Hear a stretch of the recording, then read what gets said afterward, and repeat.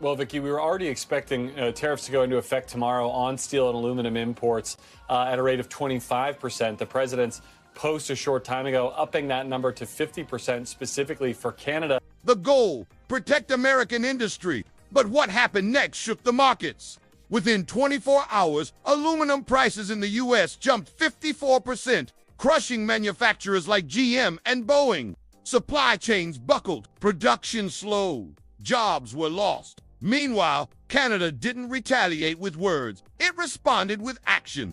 Ottawa injected $1.5 billion into local smelters, locked in low-cost energy deals, and labeled aluminum a strategic national asset. No press releases, no politics, just calculated moves. Canada wasn't just reacting, it was planning a long-term industrial pivot. Europe, Japan, and Asia quickly signed tariff-free deals with Canada.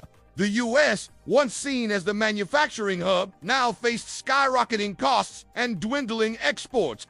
Even U.S. defense suppliers began to struggle. Aluminum for missiles and aircraft in short supply.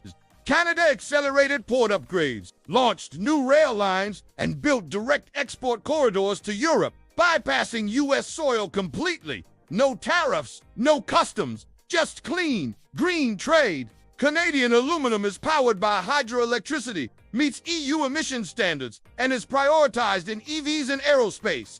Major automakers like Tesla and Stellantis chose Canada, not for the maple leaf, but for predictability. As U.S. smelters closed, electricity demand crashed in places like Ohio and Illinois. Gas plants had power, but no buyers. Factories had orders, but no aluminum. The U.S. industrial machine began to stall. From Quebec to Manitoba, Canada built an entire ecosystem.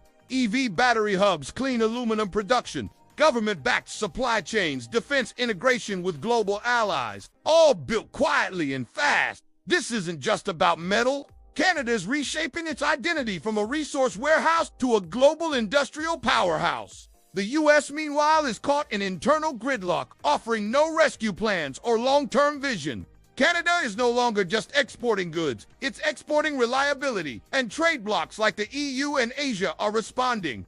They don't want drama, they want stability, and Canada delivers. So here's the big question. Is America protecting itself or isolating itself? While Washington builds walls, Canada is building bridges, literally and figuratively.